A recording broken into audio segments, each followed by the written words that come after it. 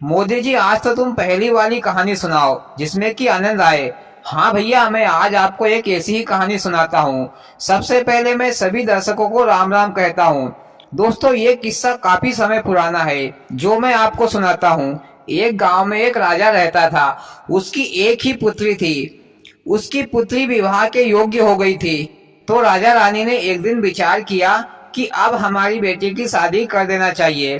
तो रानी ने राजा साहब से कहा कि एक बार हम लोग अपनी पुत्री से विचार तो कर ले कि उसकी क्या इच्छा है, वह किस प्रकार का वर चाहती है। तो राजा ने अपनी पुत्री से पूछा कि बेटा, तुम्हें कैसा वर चाहिए। तो पुत्री ने कहा कि पिताजी, मुझे ऐसा वर चाहिए जो मुझे 20 तक की गिनती का मतलब बता सके। जो मुझे 20 तक की गिनती का अर्थ बताएगा, मैं उसी से शादी करूंगी। राजा ने कहा कि चलो ठीक है, मैं सारे आसपास के नगरों में संदेश भिजवा देता हूँ कि जो भी राजकुमारी से शादी करना चाहता है उसे 20 तक की गिनती सुनाना पड़ेगा।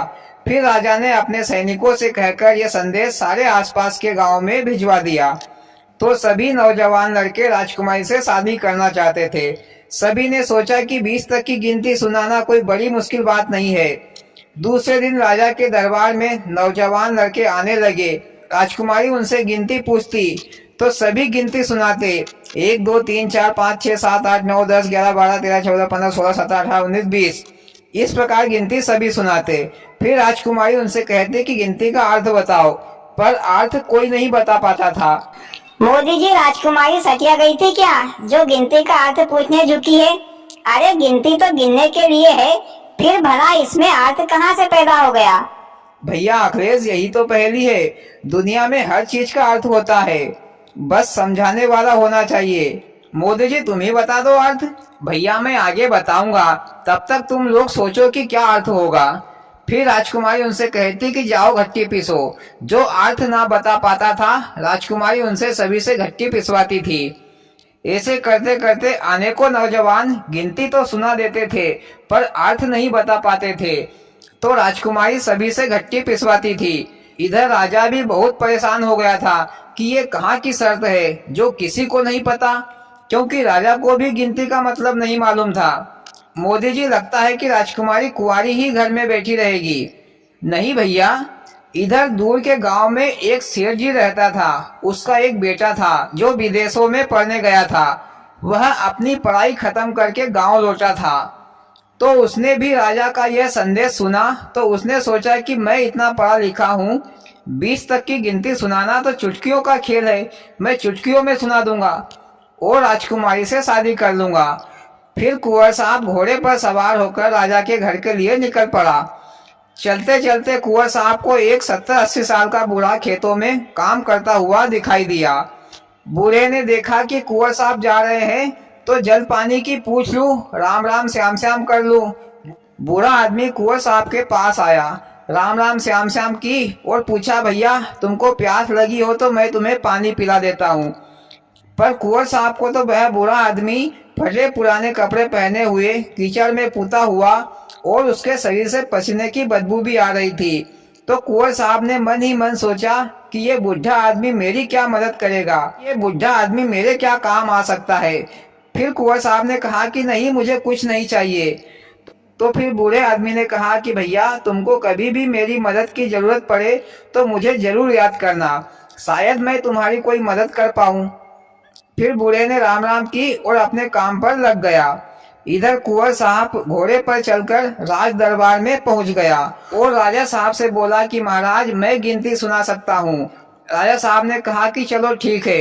फिर वहां पर राजकुमारी को बुलाया। राजकुमारी आई और राजकुमारी कुंवर साहब से बोली कि 1 से 20 तक की गिनती सुनाओ और उसका अर्थ भी बताओ। तो फिर कुंवर साहब गिनती सुनाने लगे। 1 2 3 4 5 6 7 8 9 10 11 12 13 14 15 16 17 18 19 20। फिर राजकुमारी बोली कि इसका अर्थ बताओ, पर कुंवर साहब भी गिनती का अर्थ नहीं बता पाए। तो राजकुमारी ने कहा कि जाओ घट्टी पीसो। इधर बेचारा कुंवर साहब भी घट्टी पीसने लगा। तभी कुंवर साहब को उस बूढ़े आदमी की याद आई। तो फिर कुंवर साहब ने राजा साहब से कहा कि मुझे एक आदमी की जरूरत है, वह मेरी मदद करेगा गिनती सुनाने के लिए। तो राजकुमारी ने कुंवर साहब को तो जाने नहीं दिया, पर राजकुमारी ने सिपाहियों को उस बूढ़े आदमी को बुलाने के लिए भेज दिया। सिपाही बूढ़े आदमी के पास गए और कहा, आपको राजकुमारी ने बुलाया है, चलो हमारे घोड़े पर बैठ जाओ, हम तुम्हें दरबार तक छोड़ देते हैं। तो बूढ़े ने कहा कि भैया हो, तुम तो चलो अपने घोड़ों पर, मैं तो पैदल ही आ जाऊंगा। फिर बूढ़ा आदमी पैदल ही राज दरबार में फटे पुराने कपड़े पहने हुए कीचड़ लगा हुआ आ गया और बोला कि महाराज, मुझे यहाँ क्यों बुलवाया है? तो राजा साहब ने कहा कि तुम्हारी मदद चाहिए कुंवर साहब को। फिर कुंवर साहब ने कहा कि दादाजी, मुझे तुम्हारी मदद चाहिए। तुमने मुझे कहा था कि जब भी मेरी मदद की जरूरत पड़े तो मुझे जरूर याद करना, पर आज ही वो घड़ी आ गई, इसलिए आप मेरी मदद कीजिए।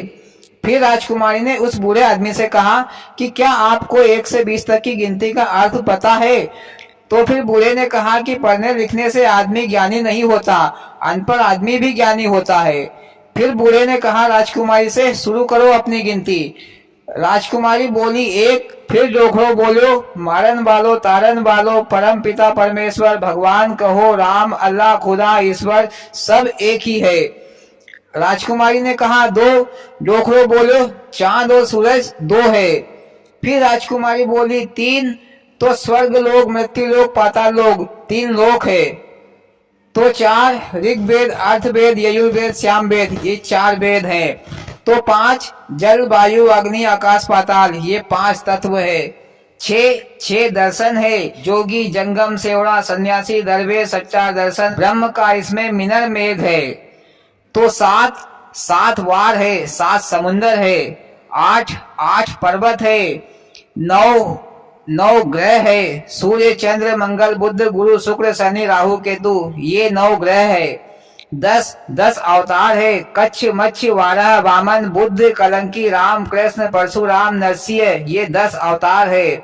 11 रुद्र है, 12 महीने है, 13 रत्न है, 14 रिद्धियां है, 15 दिनों का पखवाड़ा है, 16 परिपूर्ण भगवान कृष्ण का अवतार है, 17 उपनिषद है, 18 गीता के अध्याय है।